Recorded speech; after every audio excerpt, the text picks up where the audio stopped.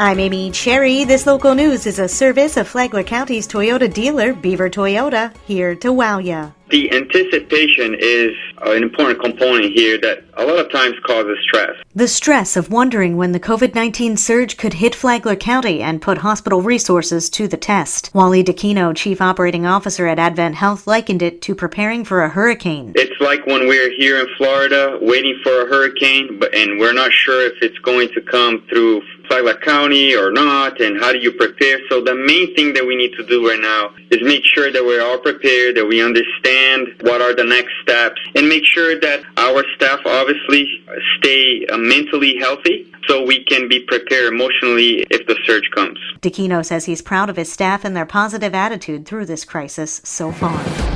Amid a growing trend of COVID-19 infections, there may be a glimmer of hope on the horizon. John Arking has more. The Institute for Health Metrics is being cited by the White House and is doing the modeling for the state of Florida on the virus's spread. The initial modeling showed the apex or peak of the virus to be May 3rd, but Flagler County Health Officer Bob Snyder says it's been moved up to April 21st, which is good news. This is going to result in 3,000 less hospitalizations statewide, fewer ICU patient days. But the model does assume that we'll continue our social distancing through the end of May, and that includes the closure of schools, non-essential services, businesses, the stay-at-home orders being adhered to. So if we continue to do that, as the curve, we reach the top and it begins to descend, it'll descend gradually up through June 1st. So this is good news if we stick to the game plan here as a community to just practice all the things that we've talked about over the last many days and weeks. More information can be found on Flagler County's website, flaglercounty.org. From the WNZF Newsroom, I'm John Arking. Flagler County Sheriff's deputies arrest their suspected X-rated Easter Bunny. Tony Magoo has the story. We reported on this one earlier in the week, but an arrest has now been made after numerous calls were placed by local residents to the Flagler County Sheriff's Office about a woman putting plastic Easter eggs that contained pornographic images in their mailbox. Wednesday night, the Flagler County Problem Area Crime Enforcement Unit spotted a vehicle that matched the description of a vehicle that might have been involved, and a traffic stop was conducted. During the investigation, 42-year-old April Costoni admitted to placing the items in their mailboxes, stating she was educating people. There was a bag full of pornographic material inside the vehicle. With us is Sheriff Rick Staley. The suspect in this case is a deranged, bizarre, religious zealot. She was arrested and charged with 11 counts of distributing pornographic material, along with driving on a suspended driver's license. She's being held on a $7,000 bond. For Flagler's Morning News, I'm Tony Magoo.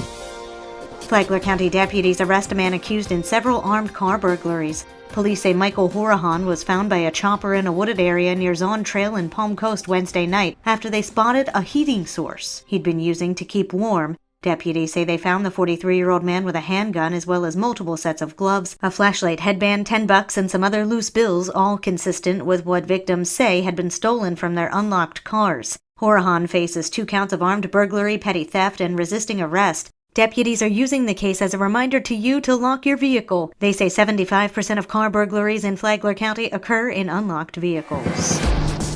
Is there funding to stop the crime of sexual assault through cybercrimes? Former prosecutor and state representative Paul Renner said stopping cyber crimes is local. It's really our sheriffs and our police chiefs and at the local level finding out who's doing this and trying to bring them to justice. Renner, who represents those of us in Flagler, Putnam, St. Johns, and part of Volusia counties, says that while we have to worry about the COVID-19 pandemic, we also have to worry about those who would prey on our children. To listen to the entire interview, download the Flagler radio app and then go to the Free for All Friday podcast.